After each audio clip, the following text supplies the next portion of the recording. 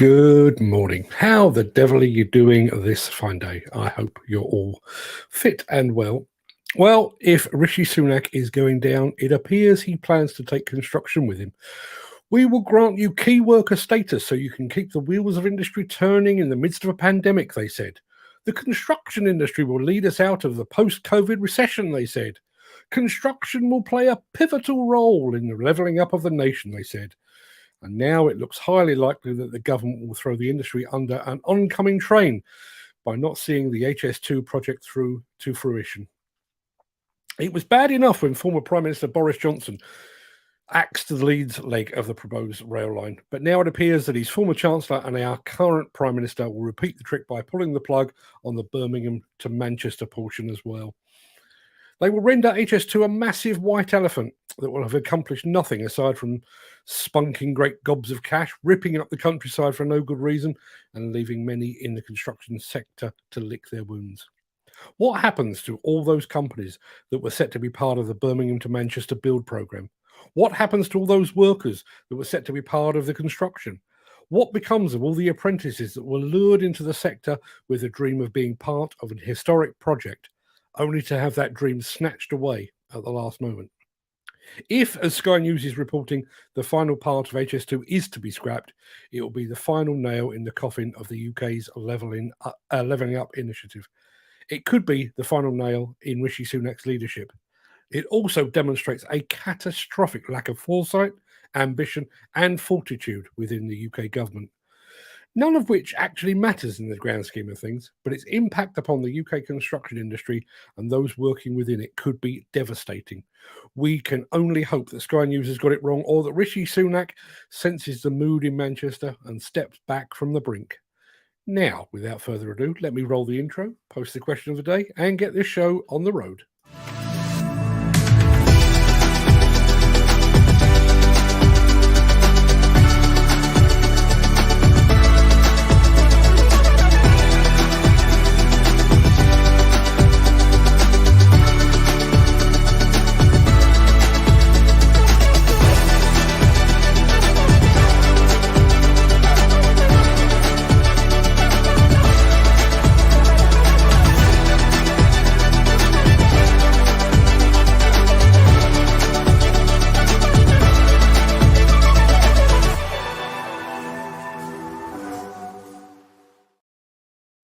It is Tuesday, the 3rd of October. Still can't get over the fact that it's October, but there you are. Welcome to this cornucopia of construction and demolition that is the Breakfast Show. I am your host, Mark Anthony. In today's heavily electric show, LiuGong shows off its first electric wheel loaders to be sold here in Europe. We take an in-depth look at the 23-tonne EC230 from Volvo, how a soils producer is harnessing Hyundai power in America. Still a mouthful of coffee, it's burnt my lips. And it's a family affair for a Bobcat customer in the US. Plus, we're heading down under to visit the dust-free mine of the future. You really do need to stick around for that. It will blow your mind. But first, before we get to all of that, let us peer back through the mists of time to see what was happening on this day in history.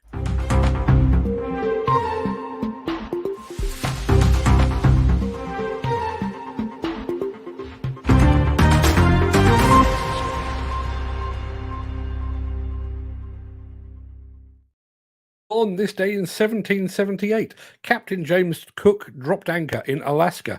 He is quoted as saying, "It's bloody freezing here." In 1863, President Abraham Lincoln designated the last Thursday in November as Thanksgiving Day.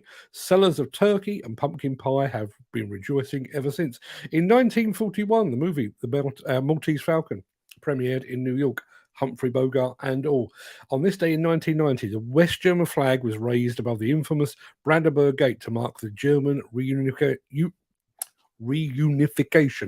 after the fall of the Berlin Wall. And on this day in 1945, this one did tickle me, I have to say. On this day in 1945, at the age of just 10, Elvis Presley entered a talent show at the Mississippi-Alabama Fair. He came fifth.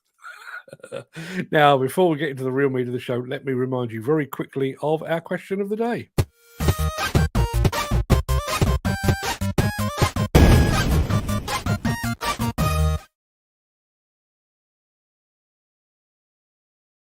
Yeah, our question of the day, yet again, is provided by our resident quizmaster, Mr. Gary Muirhead.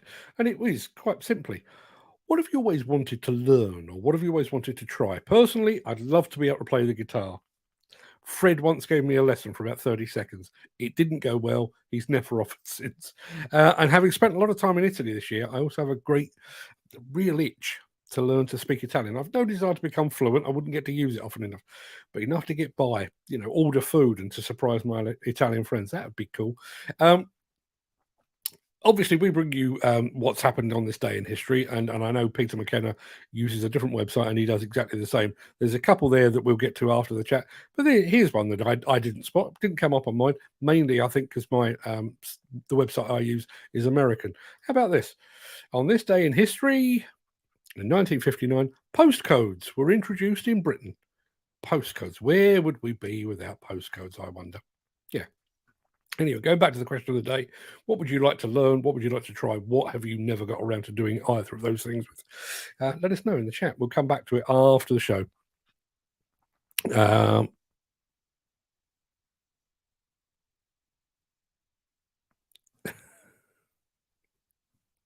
Let's have a look. I worry some days about this day in history. Your headline says Disney buys Demolition News. You do know they're a Mickey Mouse outfit. Well done. Yeah, well done. We do need to change that up. The plan with that was always going to be to chop and change it. Obviously, there's a picture of our friend Ken Hatcher is in that thing as well. Yeah, but hey, listen, if Disney want to buy me, I'd be happy to sell up. Walt, if you're listening, Dave Patrick's just joined us as well from Getting Demolition. Morning, Dave, and our friend Garvin over at Mostly Diggers. A steel wrist, but finally had to go at Hitachi Day last week. So this is going on to our what have you always wanted to try? Garvin has just tried a steel wrist for the first time. Please say nice things about it, because Gary Muirhead will be very upset if you do. If you don't, I'm fairly sure you'll be impressed. I think it is one of the premium brands in that part of the market. So, should we crack on? I think we probably should.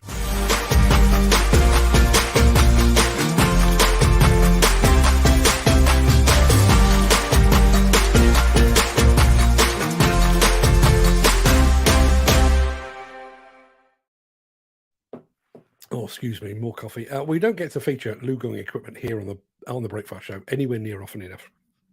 So when we do, you know it's going to be good. The company has just delivered the first of its 856 HE electric wheel loaders to a site in Bow in London, which I think probably makes it an honorary Cockney. Let's take a look, shall we? Here we go.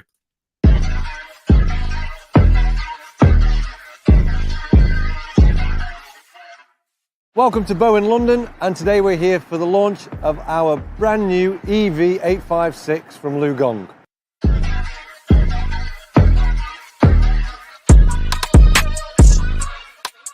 This machine is unique. It's the first one in Europe that is fully EV, more than capable of doing a full day's shift. Up to 11 hours of work on a standard charge, the maximum amount of charge of 300 kilowatts. We can charge the vehicle from 20% to 95% in approximately 45 minutes to an hour.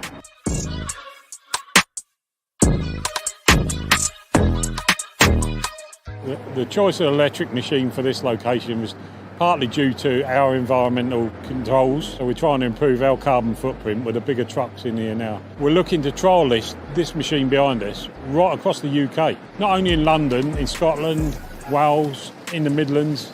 The idea is to see how they perform.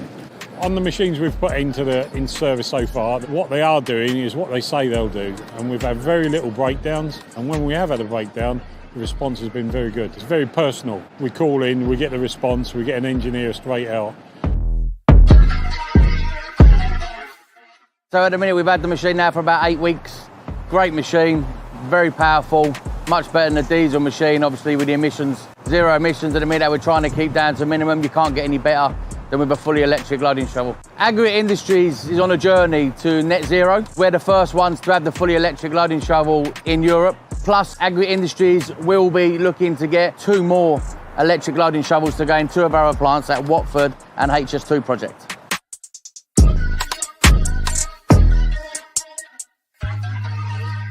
So machine's quite comfortable, easy to drive. Again, a lot of power behind it for lifting aggregates and Yeah, very smooth. So when driving the machine, it's pretty much no difference to the diesel machines. Controls are pretty much basically all the same. Again, something that we're used to driving all the time. And the only difference is it's just a hell of a lot quieter than the diesel machine.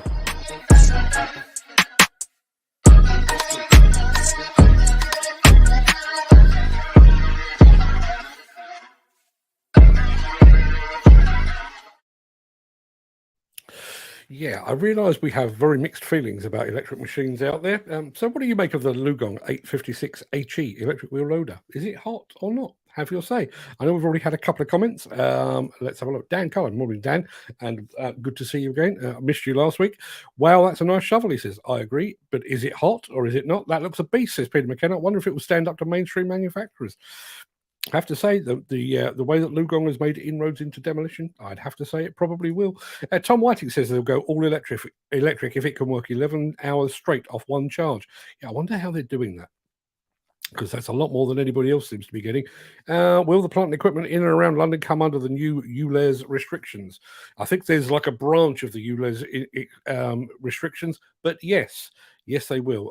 I think above a certain kilowatt or horsepower range, yes, they are most certainly being affected.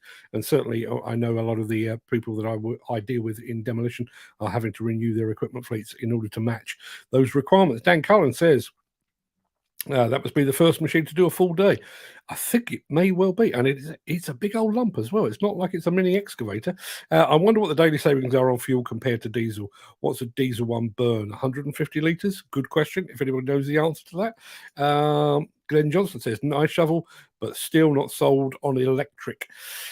And I think that's a challenge we still need to overcome. Ken Hatcher is definitely saying it's hot. In fact, he says so twice. Chris Ford says, I wonder how much the charger costs. Is it costing him with the price of the machine? Yeah, I wonder about that. Because let's be absolutely honest here. You can't operate it without it. Does it come with a charger? Or does it come with a charger cable like your mobile phone does? If anybody knows the answer to that, I'd love to hear. I've never actually thought of that question. That's a damn good one. Most mines only do 8 to 10 hours a day, so most electric machines will be able to put a full shift in, says Peter McKenna.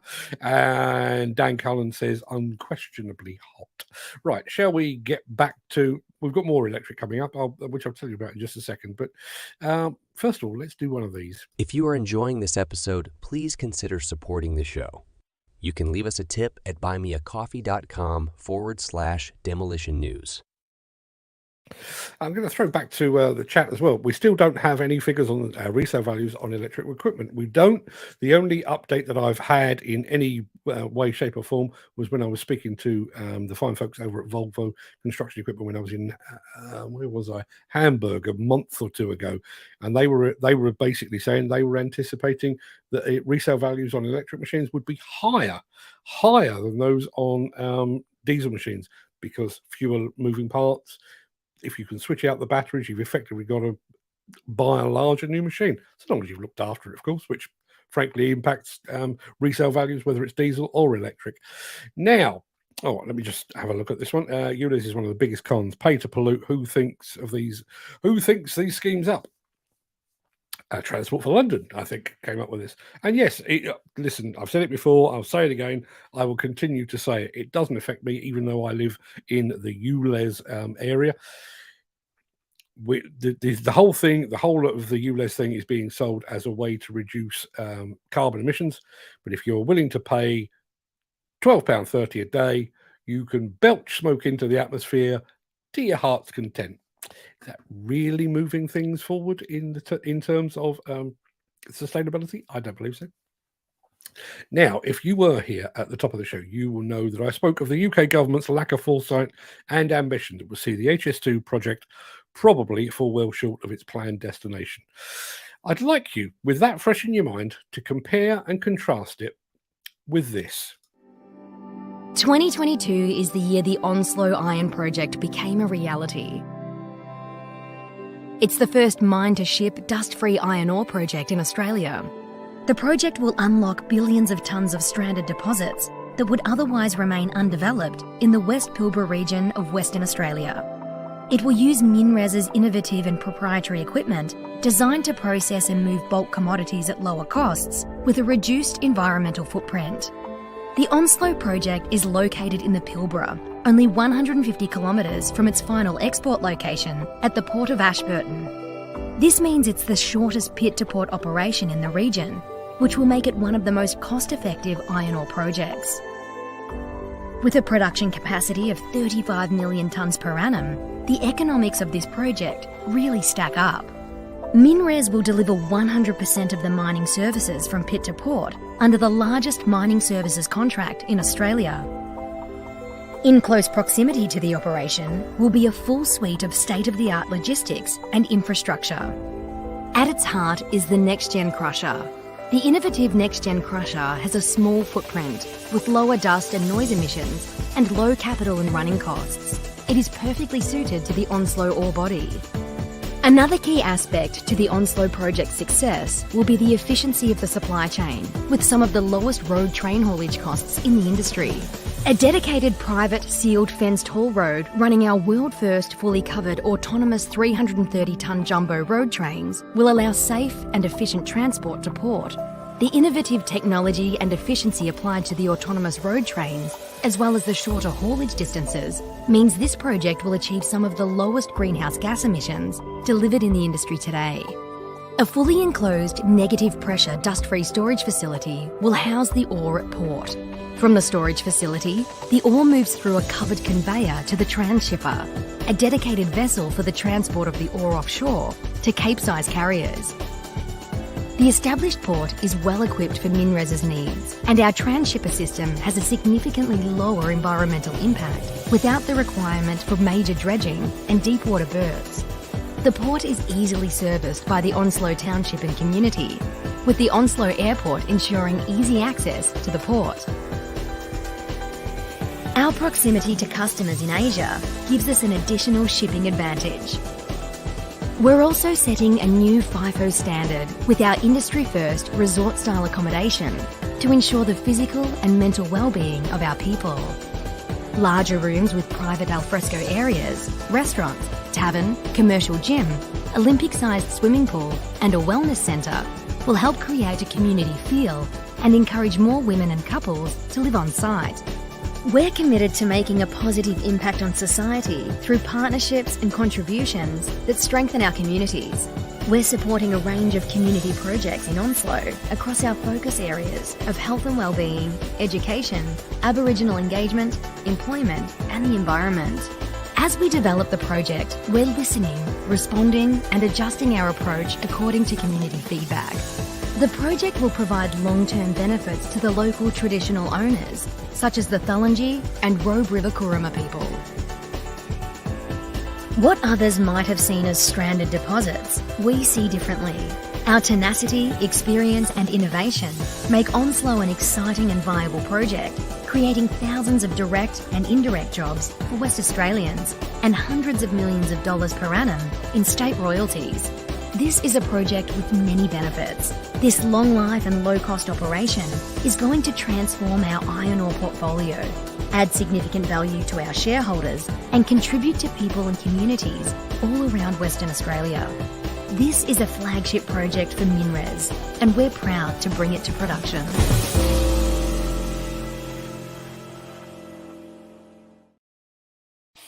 So, a mining company can achieve all of that, and yet our national government apparently can't even finish what it started. If you know why, answers on a postcard, or better still, in the chat. Now, while the chat was going on, we were talking electric things a moment ago, and we're about to do so again. Chris Ford says, your observation raises another question, like mobile phones. Will all the leads be different, or will they standardise? Also, each machine will charge at a different rate. They will charge at a different rate, absolutely right.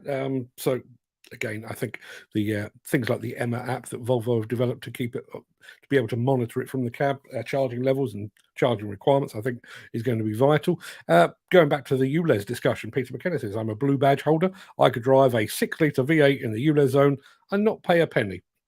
You should do that, just to prove a point.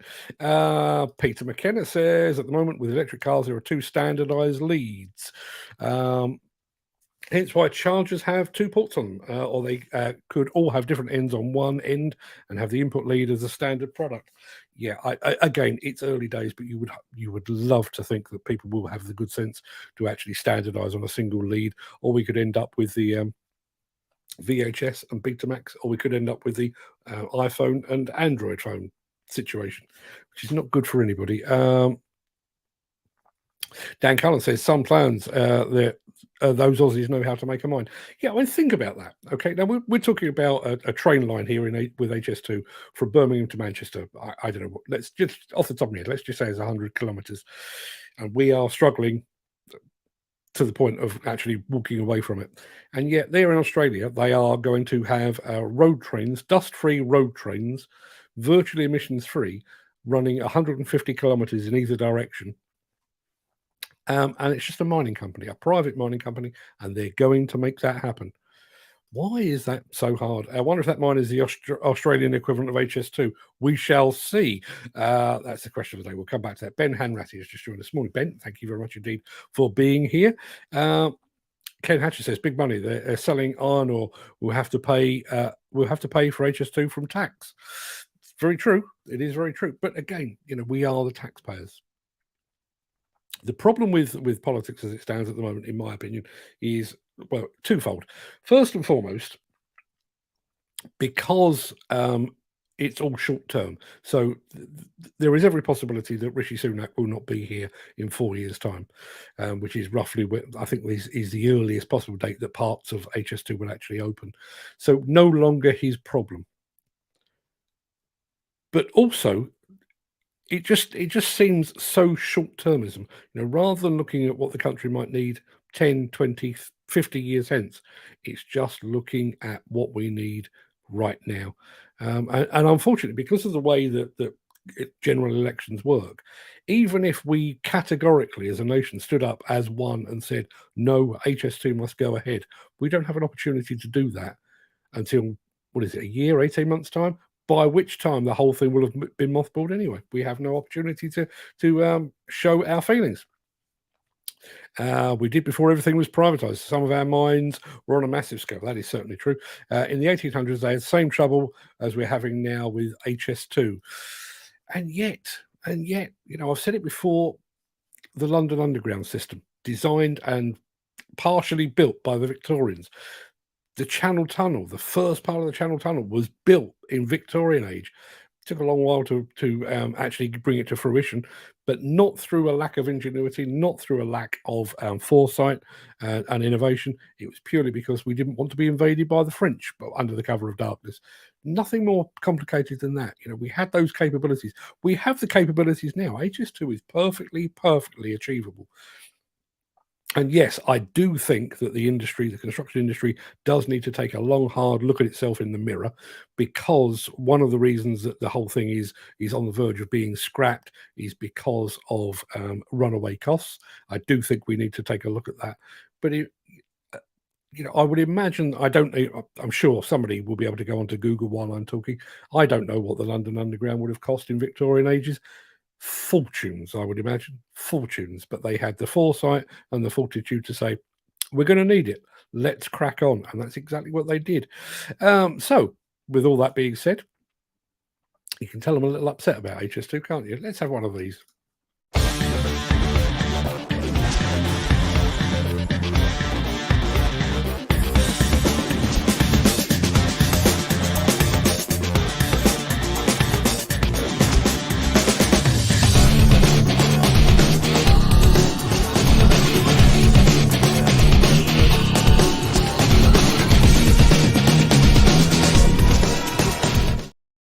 We've already visited one big electric machine on today's show, and it is now time to visit another. This one will be actually familiar to regular viewers of the Breakfast Show, as we've featured it before. But this is the first time we've actually get the lowdown on the 20-ton Volvo EC230 electric excavator. I will tell you, this video is 7 minutes in length, so sit back and absorb, because this could be the future, people. Excavator, our EC230. So this is actually the first time that we have the machine live for attendees to operate themselves.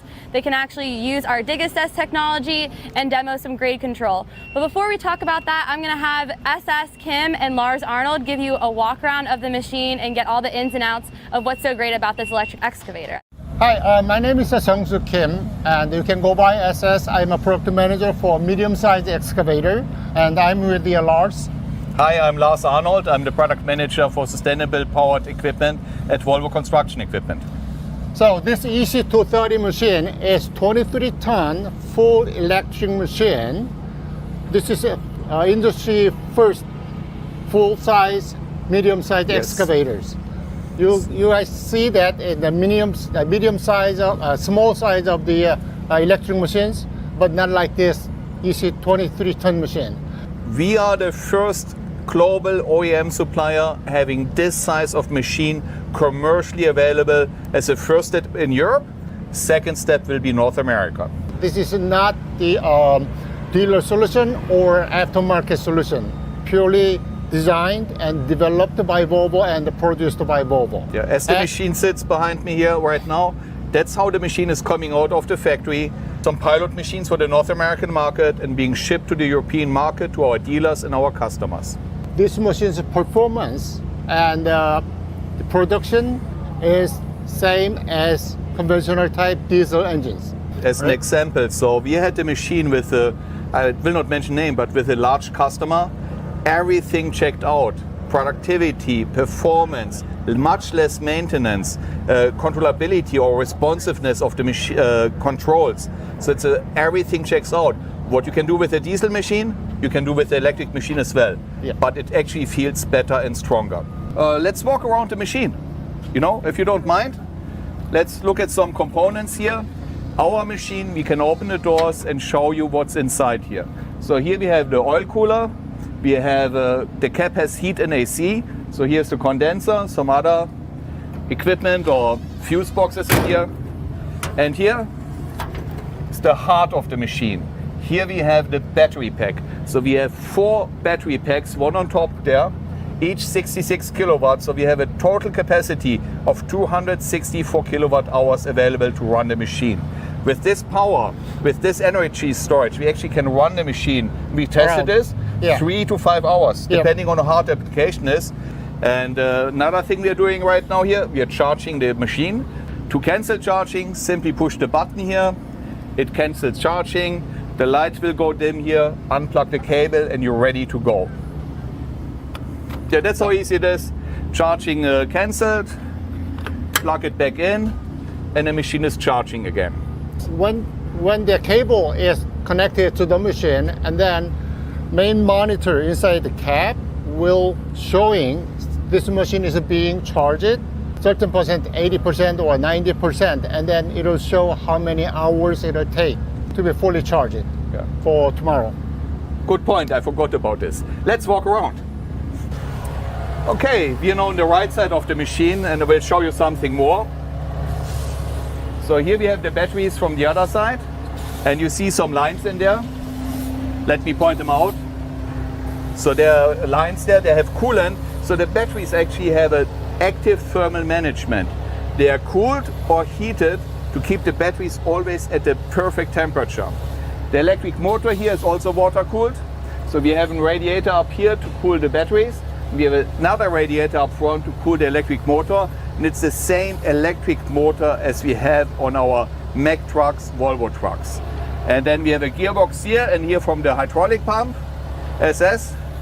So, as you know, the electric motor runs so fast, we need to either down the speed with the gearbox in here. So connect it, gearbox, and then we connect the main hydraulic pump, which is exactly the same hydraulic system with conventional type diesel unit. So then from this part, and then hydraulic system is exactly the same. So that means the production and the performance are the same, and you can use all hydraulic options like a hammer piping or shear piping or quick coupler or whatever, you name it.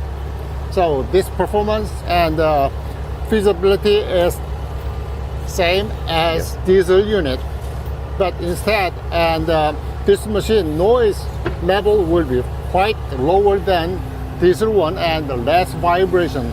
So operator will feel much better, and then it could increase his productivity. And That's actually feedback we had when we test the machine with the customer. The operator is using an EC230 diesel, and we had him run the EC230 diesel. He actually preferred the electric machine because it's much more comfortable, powerful. He loved the machine. And then, as you can see, we are using the batteries. No diesel engine, no fuel tank, no fuel-related maintenance item. So your maintenance time will be reduced around the 30% or more compared to a diesel unit. That's a big part.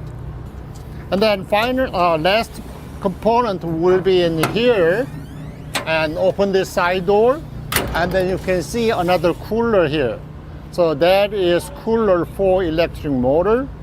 And then there are two master disconnect switches. One is this side is for 600 volt controller master disconnect switch, and then this one is 24 volt master disconnect switches. So when you start the machine, turn on this 24 volt system first, and then flip it up the 600 volt, and then start the machine, and then use it, and then when you shut it down, 600 volt first, and then 24 volt off. That's it. That's simple. Yes. Turn on the master switches, jump into the machine, start the ignition, crank one time, raise the safety bar up, and off you go. Thank you so much for joining us today and listening to SS and Lars talk about the EC230. If you want to hear more about charging, which is another hot topic here, you can join us tomorrow at 3 p.m. Thanks for tuning in. Now, I'm going to go over to the chat in just a second, but it does turn out that Volvo is not alone in its belief that there is space for an electric excavator in the 20-ton operating weight class.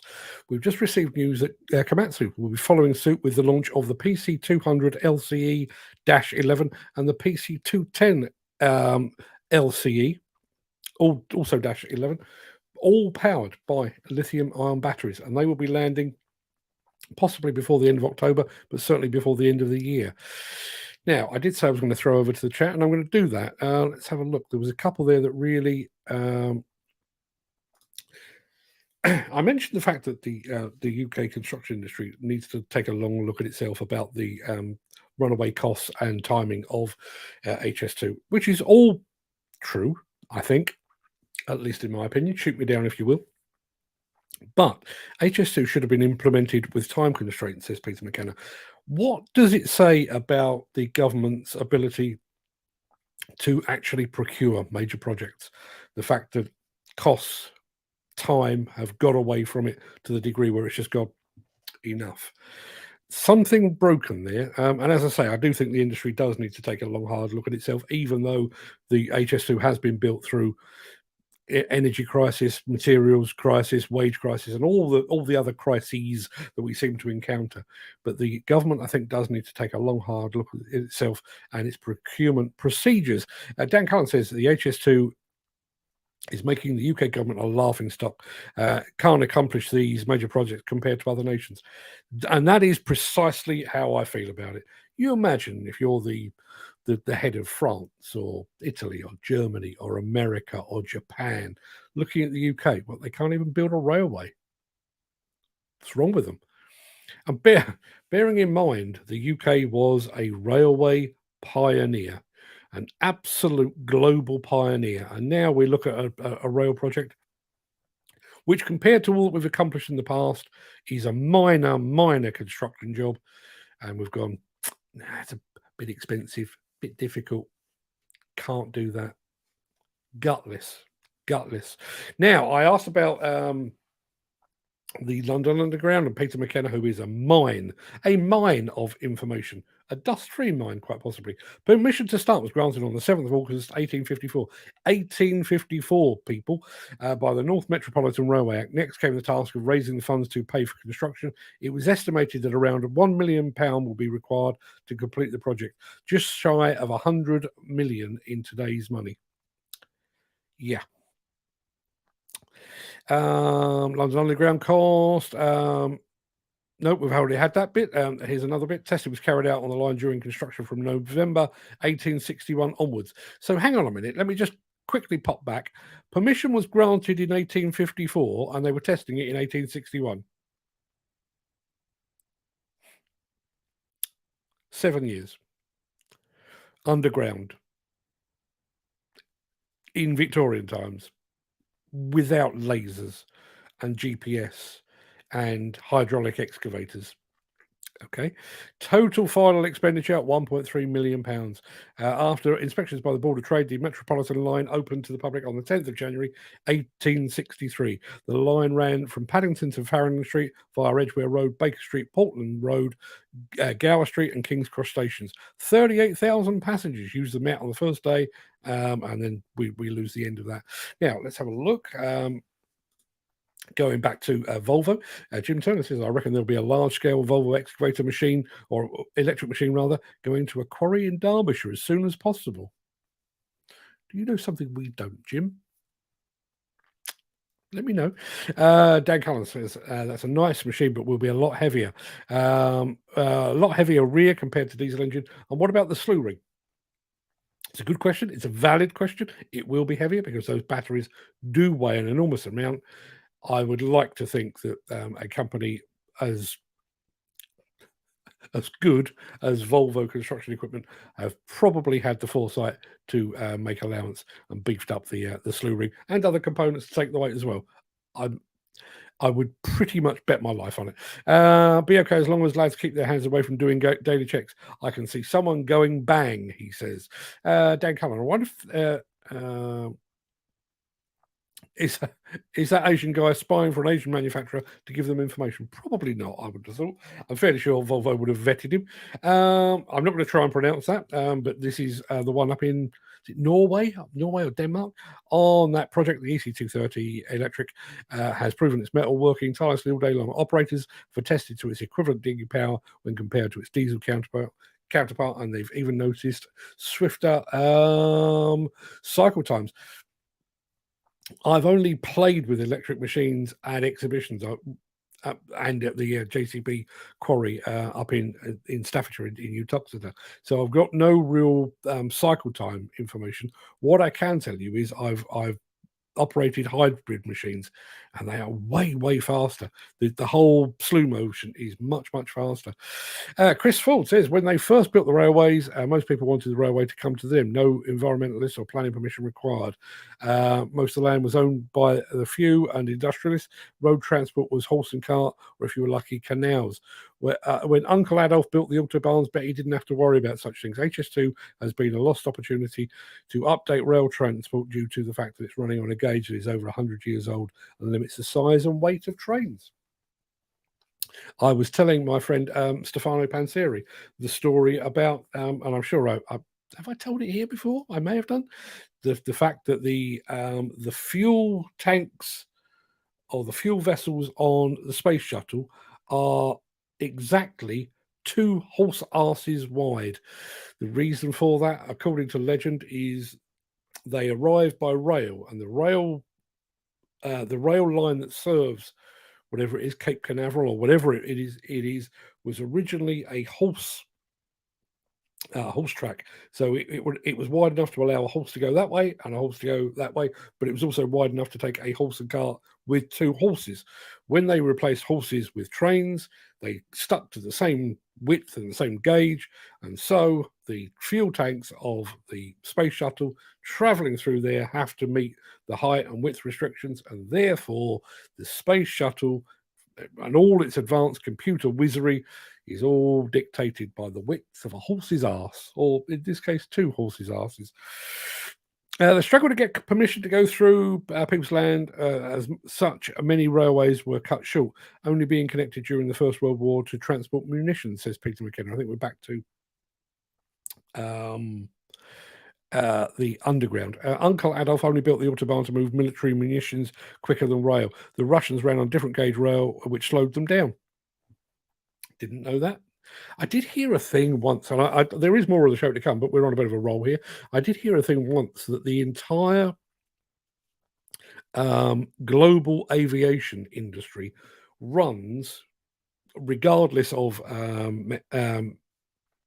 metrification, it runs in feet and miles. It's an old imperial system, so you fly at 36,000 feet and you travel 500 miles or whatever it might be. All except Russia, which apparently flies in meters and kilometers. Does that not worry you? I mean, Russia worries me quite a bit anyway. But imagine flying along. You're doing 36,000 feet, and you're told there's actually a Russian Antonov heading towards you at 10,000 meters. You have to break out the pocket calculator to see if that's anywhere near. And yes, it is. Jim Turner, it's not the work that's knackering the HS2, it's the red tape and the amount of non-productive mismanagement. I agree. I totally agree. And listen, you know, when you look, this is a balancing act. I've been to the Old Oak Common twice, the Old Oak Common site twice. Once during the demolition that would allow the project to begin, and then again as the tunnelling is underway. And the sheer level of bureaucracy. Now, I've said before, and I stand by it, major projects like HS2, like Hinkley Point, like the London Olympics, like the Channel Tunnel, do afford the industry the opportunity to move the goalposts, to make things better, to set new targets. So with HS2, you know, a lot of it was made on the subject of sustainability. Can we go emissions free? Can we go largely emissions free? Can we increase the safety? Can we do something about training? Can we increase apprenticeships? And all of those kind of things, all of which is dandy. But as I say, I went to Old Oak Common back in beginning of this year, probably. It took me about 3 hours to go to work because I had to go through drink and drugs tests, despite the fact that all I was doing was taking photographs and filming. But there were people there who were actually there to do a job of work, you know, operators and operatives, and they were basically dedicating an entire day to going through the drink, drugs, and all other pre-work checks and inductions and everything else. There is an entire building at Old Oak Common that is dedicated entirely to that.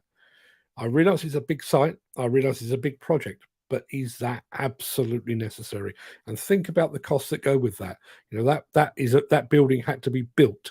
In addition to which, it had to be manned. It had to be manned. I think the medical team there was 4 or 5 people. Is that absolutely necessary? And again, I will throw back to the government and its procurement process, because it was them that gave the go ahead. Just want to clarify. No, I wasn't going back to the underground. I was talking about mainline railways, countrywide one. Thank you very much indeed, Peter. Now, where were we? Yes, I was going to. Oh, hang on a minute. Let's go here. Surely the difference between an electric machine and diesel machine should not be too different, as they both power a hydraulic pump. Slew motor could be electric. The delivery of power to the pump might be slightly quicker with an electric motor. It is. It absolutely is. And I do wonder, and this is just me, I'm just chewing the fat right now. When I've driven hybrid machines and electric machines, and also when I've driven Tesla cars, they do seem quicker, but I wonder if they actually are that much quicker, or whether my brain is confusing me because I'm not hearing engine. You know, when you put your foot down in a petrol or a diesel car, you get the roar of the engine. You do that in a Tesla, there's no change. All you can hear basically is tire slap. Exactly the same in an excavator or a wheel loader. I've driven an electric wheel loader from JCB. Put your foot down, makes no difference in terms of sound, but the thing whizzes along. And it's I wonder if that's almost like a psychosomatic thing, like you have if you drive a car that's particularly low to the ground. It seems faster. Not actually faster, but it seems faster. If anyone knows, am I just talking nonsense? It wouldn't be the first time. Now, electric phobes. And I know there are some amongst you. Please stick around, because we're going to be back in just a moment with some good old diesel equipment. Well, right after this. Since the finance bill came into effect in April, the construction industry has seen a surge of fuel thefts. The rising cost of living has placed an additional risk of theft by employees and contractors, as well as opportunistic thieves. By using diesel dye and placing warnings of its use, you are sending a clear message that this is your fuel.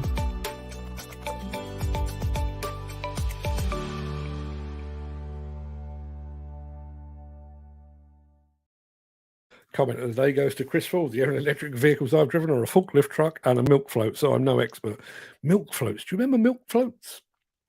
Do you remember milk floats? I do remember back in the day when I was back when I was probably about 14 and I had a paper round out delivering newspapers in all weathers around Sutton and Cheam. And there was a particularly steep hill, the name of which will come to me in just a second, but don't worry about it right now. But I was delivering newspapers on a particularly cold and icy day, and a milk float had parked at the top of the hill, and it just basically slid down the hill. Took out about 8 cars because they were made almost entirely from batteries. They weighed an absolute ton. If anybody remembers those, let me know. 1850 kilometres of railway line in operation in Europe. Great Britain 9,797 plus Ireland 865. Germany 5,856. Germany 2,915. Blah blah blah blah. So yes, we were the real pioneers and proponents of all things rail. HS2 1855, the Panama Railway, with over 50 miles, 80 kilometres of track, completed after 5 years of work across the Isthmus of Panama at a cost of around $8 million and over 6,000 lives. The first transcontinental railway. Yeah, bear that in mind. Transcontinental railways are a thing. Trans-Siberian, and we can punch railways through the Indian subcontinent. We can punch them through. Where was I talking about? Siberia, which is quite chilly. I've already mentioned the fact that Alaska is quite chilly. Siberia, quite chilly. We're going from Birmingham to Manchester, just up the road. Too much for us. Definition of an expert: an X is a has-been, and a spur is a drip under pressure. Thank you for that. Thank you very much indeed for that. Now, we are about to take the first of 2 trips to the US on today's show. We're going to be visiting a Hyundai customer in just a few minutes. But first, we're going to call in on a company that is enjoying the benefits of Bobcat ownership.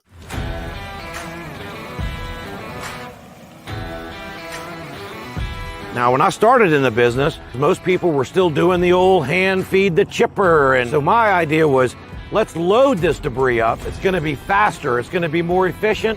And more importantly, it's going to be safer. We got guys that have been with us for 25 plus years since he started the company 25 plus years ago, and they're still with us to this day.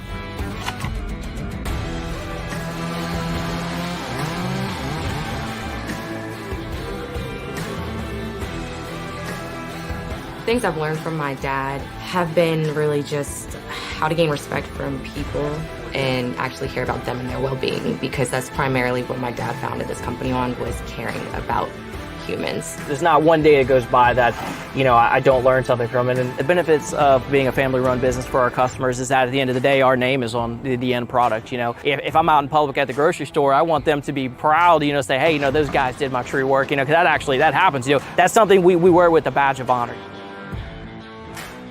And to be able to go into Caitlin's office and to know that it's in good hands. She's got it. You don't have to worry about it.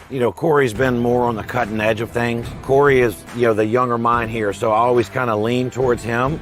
And he's always looking at new things and safer things that we could do to make us more efficient.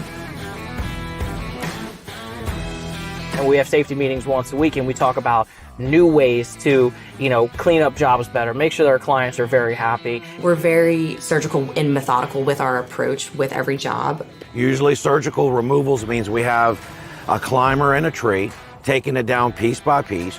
Our risk level multiplies times 10. There's a lot of things that can go wrong. Being able to, use this type of equipment to not put these guys at risk, with just trying to cut as much manual labor out as possible, Right now, we know what we have with Bobcat. They're tried, they're true, they're proven. They've already learned all the good things to do to these machines to make them safer, more efficient, more attractive for inline users like ourselves. To walk behind a Bobcat MT, that is going to put us in a very confined area, very precise area. The reliability is 110% there as well. I mean, we're working these things at minimum, between 3,000 to 4,000 hours a year. We've been very adamant about taking care of every piece of equipment that we have, and when you do that, it's just the reliability is there, and it's what we need. Now, I've talked to other guys that run other skid loaders from competing brands, and they look at what we pick up log wise and what we load and the amount of volume that we push day to day, and there's no way that their machine could do that.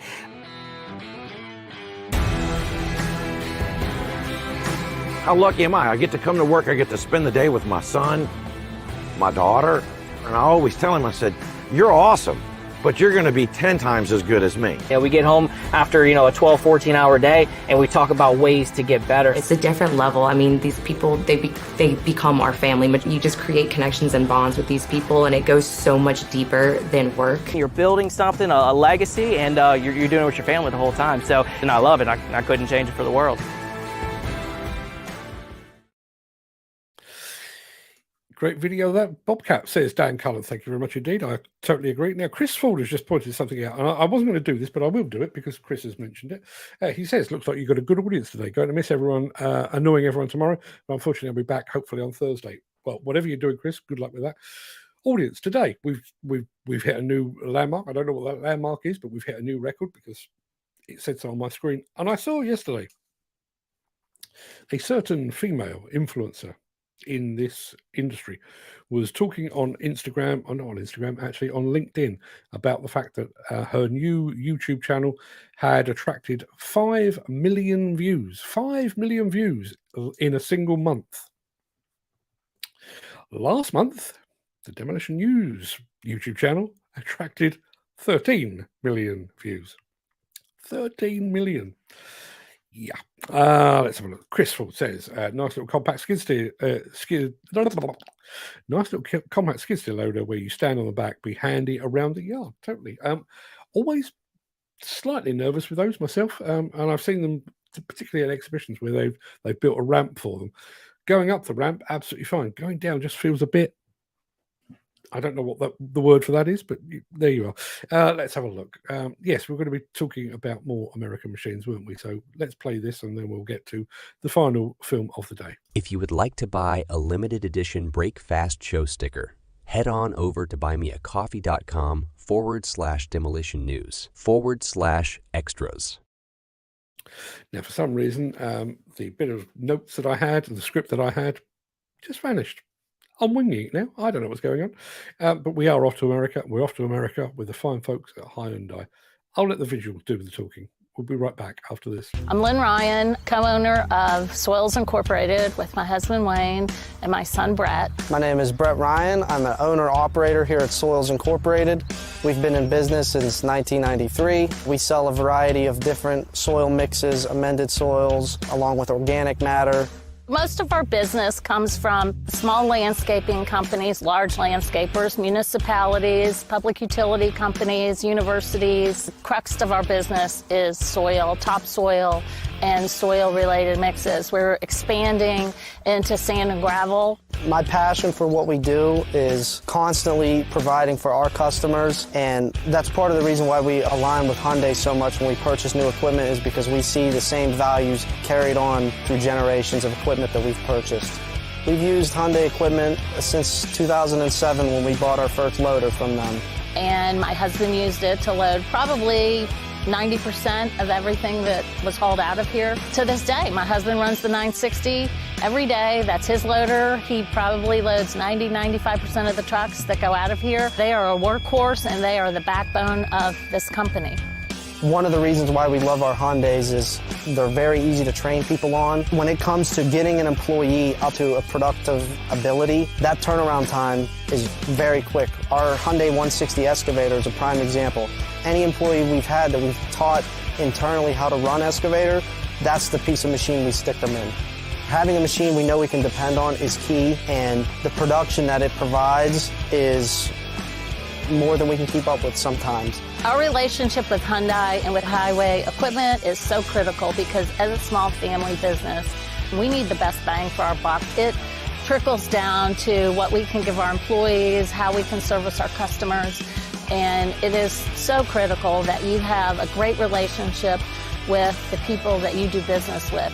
Cost of ownership with the Hyundai equipment has been very easy, especially for a small business like us. Having good price value is key. Our Hyundai long reaches are the tip of the spear in our operation.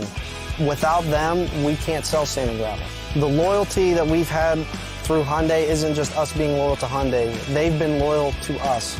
We like to have a more intimate relationship with who we buy equipment from, and we know we have that with our Hyundai. Hyundai's the doer's dream. It's the love for features and the trusted performance, and we're for it. Building a comfortable tomorrow.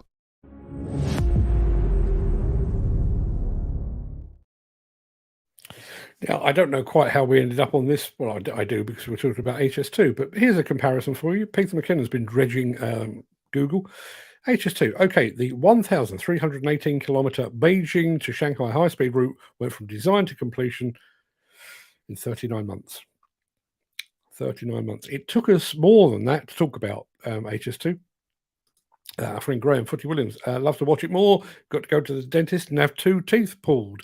Chris Ford quickly pointed out the only painful part is paying for it. And Peter McKenna says, so glad the government paid for my dental work. You see, all the money we've spent on your choppers, my friend, could have been spent on bringing HS2 to fruition. I'm going to blame you. I'm going to hold you personally responsible. Now, there is no gripe of the day today. I've pretty much emptied my gripe tanks with my rant over the anticipated axing of the HS2 at the beginning of today's episode. So, no gripe of the day. I am going to throw over very quickly to the chat for the Craic, although I must tell you I need to be finished by about 11:15 because I've got a Zoom call at 11:30.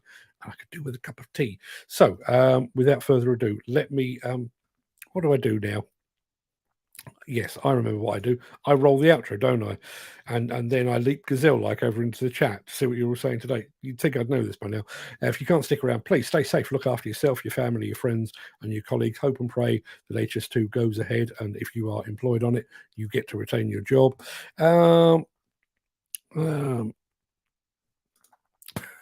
Wish we had a quid for every time they said Hyundai. They did say it rather a lot, didn't they? Yes, if you do have the time and the inclination, please stick around because we'll be right back after this word from our key show sponsor, the fine folks at MB Crusher, for the Craic. Stick around.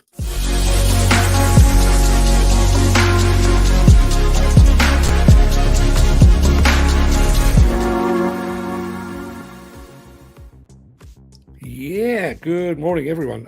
A really, really busy show. I've actually, just to bore you with the details, the system that I use to broadcast this show is called StreamYard. The StreamYard notifies me when I've broken a new concurrent viewers record. So a little thing comes up on the screen. I wish they would tell us how many that was. I have no way of knowing.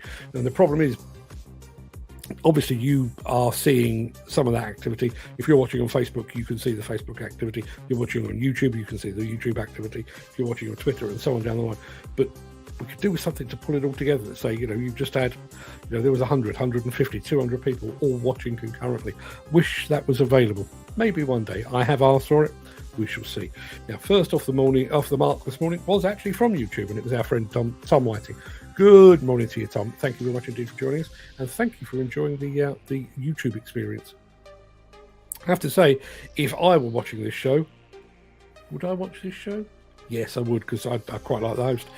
If I were watching the show, where would I choose to watch it? I'd choose to watch it on YouTube, because of the ability to blow it up. You can set it to 1080, so you can get the full glory that is my massive head. Yeah, but thank you for joining us, Tom. Much appreciated. Who was next off the line? Dan Cullen. Didn't see Dan yesterday, but he's back. He's back with us. And he does say somewhere, there we are. Welcome back, Mark. Thanks, Dan. Yes, it was a fantastic trip. And funnily enough, I've literally just heard from my host while I was in Italy, Stefano Panseri, to say that the article that I've written about the thing what I went to see is all hunky-dory. I need to check a few facts. I've got my facts straight, as it turns out. So we'll be bringing that to you very, very soon, probably on Monday next week. Keep watching. And there he is, the quizmaster himself, Steel Wrist #1 fan, Gary Muirhead. Good morning, Mark. Good morning, everybody. Good morning to you, Gary. And thank you for the questions. It's I have to say, you have no idea how much of a load off it is to wake up in the morning and think, well, there's one thing I don't have to worry about. I do have to worry about the script. I do have to worry about getting the videos in place. I do have to worry about thumbnails and getting all the various links set up and everything else. But I don't have to worry about the question of the day. So thank you, Gary, very much indeed. Peter McKenna's here as well. Active as ever. Good morning, Peter. Thank you for joining us and thank you for all your input. Despite the fact that I have the ability to monitor multiple screens, the idea of me sitting here, so you're looking at the top of my head while I'm Googling stuff, doesn't look good, does it? So thank you, Peter, for being our backup. Dan Cullen, was a lovely week without you here. I have to say, Dan, the feeling's mutual. A couple of days in Ireland and 3 days in Italy. Yeah, I'd quite happily swap that on a regular basis. Jim Turner says, good morning. Good morning to you, Jim, as well. Thank you very much indeed for being here. And if you do know about an electric excavator going to work in a certain Derbyshire quarry, please let me know. Good morning, Troop, says Chris Ford. Hope we're all having a good day. I'm going to fail muster tomorrow. Chris, we will do our level best to get by without you. We promise. Is that Richard Killer? That's a name. Or is that Kyler? Hang on. Sorry, people. No, Richard Killer. Good morning over on YouTube's. I don't remember seeing you here, so as it is your first time, let's get you some welcome confetti. Richard Killer, you're welcome to the party. This is a party. Listen, I don't know what a party is. Neither does Boris Johnson, apparently. It's a whole other story. Ken Hatcher is here as well. Good morning, Ken. Hope you're fit and well, my friend. Glenn Johnston is in the house as well. Who else have we got? There is Mr. Crane. Morning, Mark, and all you other legends, says Tristan Mays. If anybody hasn't seen it already, Tristan Mays has done a new video with the fine folks at Liebherr.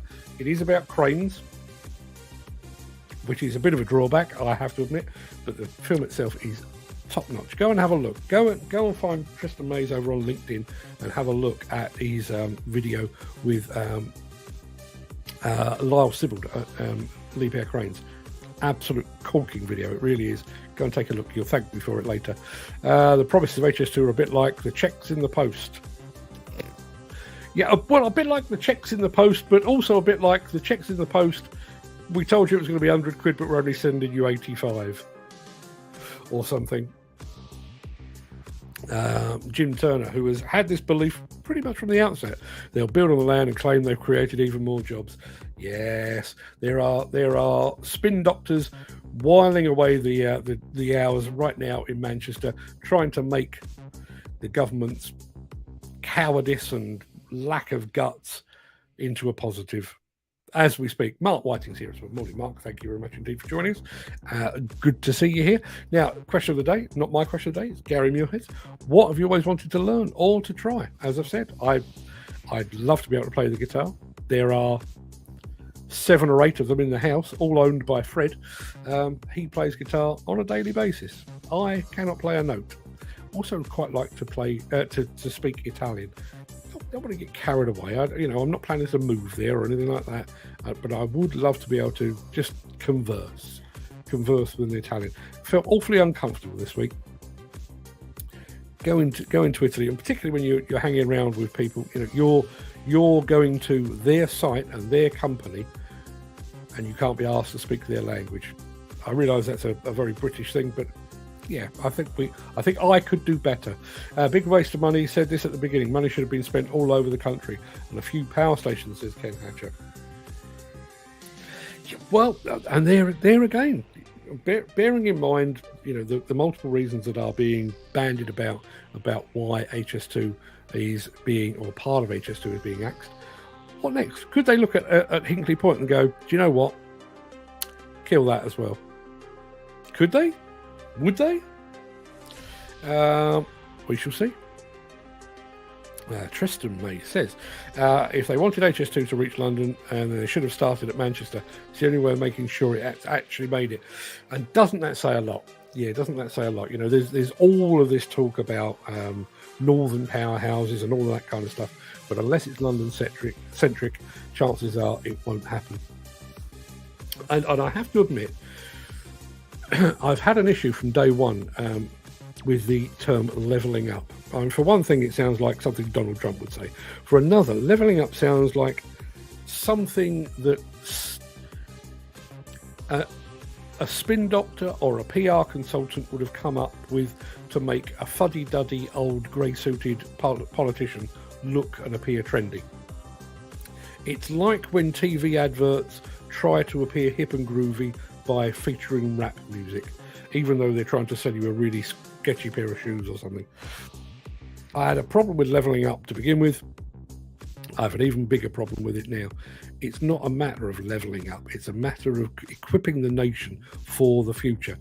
And we need to get more employment in the north. We need to take away some of the strain and stress from London. Share the love, share the wealth and what have you. And in a single sweep of his pen, it looks like Rishi Sunak has gone, yeah, I'm well aware of all that, but nah, no, it looks too hard. Jim Turner says, and also claim they're developing the north even more than the railway would have, and I'd rather they'd build factories instead of railways. Maybe. Several offers of points from this day in history. Duke of Montrose issued a warrant of arrest for Rob Roy McGregor. I actually had that come up on my list of things for yesterday. Bizarrely, that's weird. Postcodes introduced in 1959. Who knew?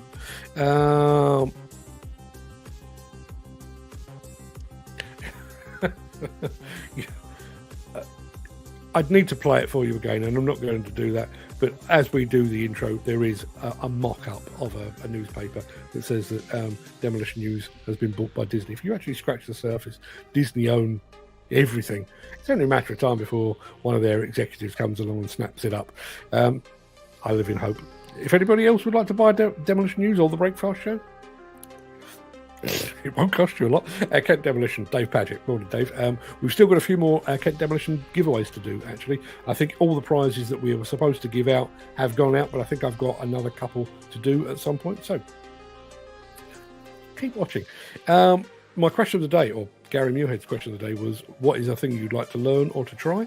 Our friend Garvin, Mostly Digger, says a steel wrist, but he's finally had a go at the Hitachi Day last week. Yeah, obviously I wasn't at the Hitachi Day because I was in Bergamo, and I did do the maths. Bergamo, High Wycombe, Bergamo every day, without fail. Gary Muirhead, who originated the question of the day, I would love to have learned the piano. The next Richard Clayderman, I can see it now. Peter McKenna, question of the day, love to drive huge mining dumpers and learning GPS on machines. Learning GPS on machines, it's all there. If you want to. Question of the day. Dan Kahn says, I'd love a day on a grader and a mining truck. Maybe you and Peter could go and do that together. That's a nice shovel. That's the LiuGong, the electric from LiuGong. Tom Whiting says they'll go all electric if it can work 11 hours straight off one charge. That does seem like an awfully big leap, and I'm not questioning the viability of the LiuGong machine or of the video they produced about it. But 11 hours, that does seem a step up when you think what Volvo are talking about, who I would consider to be an absolute pioneer in electric. They are talking about an intermediate charge around about midday. And yet, apparently, LiuGong are saying 11 hours straight on one charge. Dan Cullen echoes what I've just said. That must be the first machine to do a full day. It's the first one I'm aware of, certainly. Tom Whiting says, I wonder what the daily savings are on fuel compared to diesel. What's a diesel one burn? 150 litres? Yeah, well, again, I think a lot of it is going to be down to how you actually generate that power.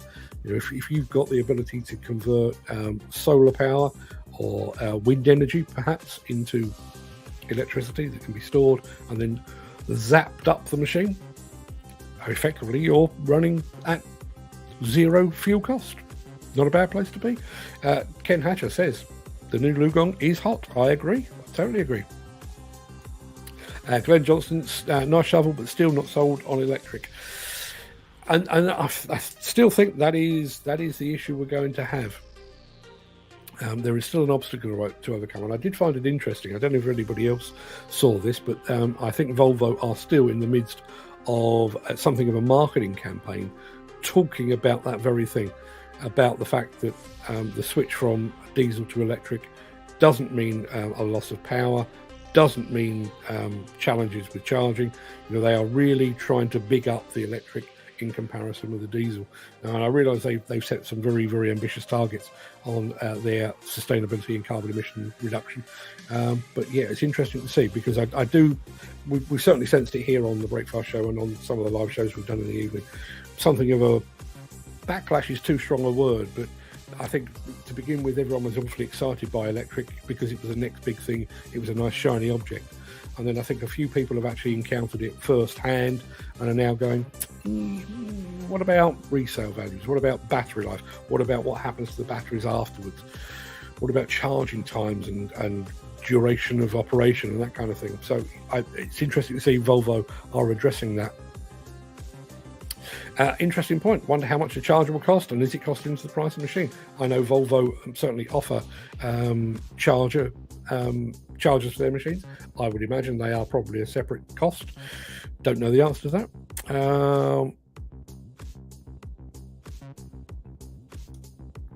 Most mines only do 8 to 10 hours a day, so most electric machines will be able to put a full shift in, says Peter McKenna. I am rattling through this because I'm very aware of the fact that I need to get out of here in the not too distant future. Obviously, this business about different types of chargers, different types of leads. I would do a bit of digging on that and see if I can find any resolution on that. Dan Cullen says, landed in work this morning to be told you're off hired. And we see this a lot, but we do see this a lot here on the show. And again, isn't that just a waste of resources? I understand people being off hired, but allowing somebody to make it all the way to work, could you not phone them? Could you not? Would that not make more sense? It's time we in Construction Road Transport went on a strike to sort the issues out. Dan Cullen now looking for work again, with the tube strike not going to help things. Quite right. Apparently there are more doctor strikes this week. As it stands at the moment, I have no need of a doctor. That's not strictly true. I'm at the hospital on Thursday.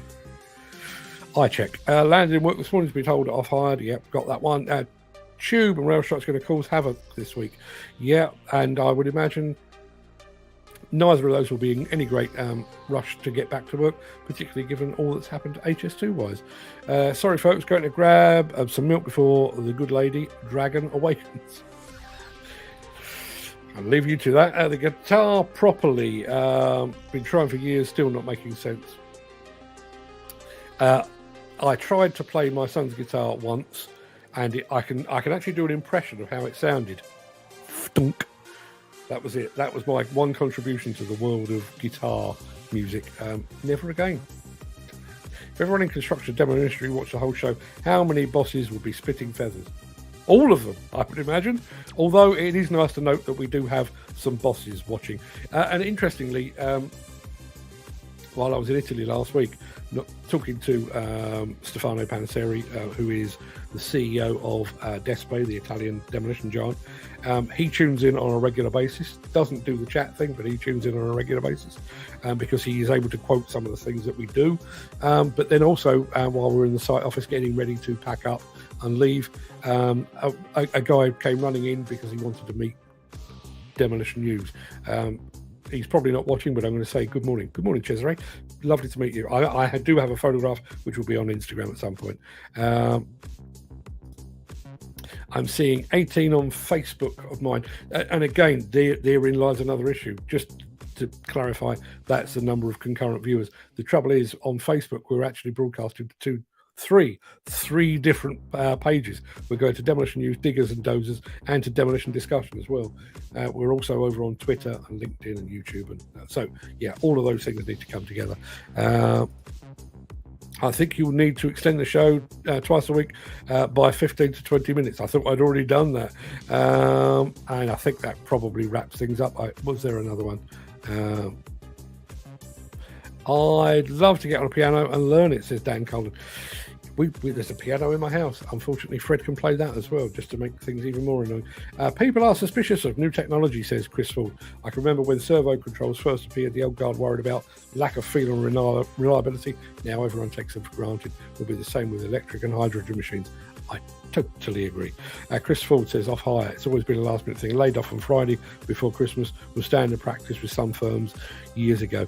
Also seems to be when people get laid off, made redundant and stuff, doesn't it, in the run up to Christmas? Just to be particularly annoying and cruel. Right, people, I said I was going to finish at 15:15. It's 11:16, so I'm already running late. Have a wonderful day, guys, and stay safe. I must start searching again. Good luck with that, Dan. We'll be here to support you in any way that we can. I'll be back here again tomorrow.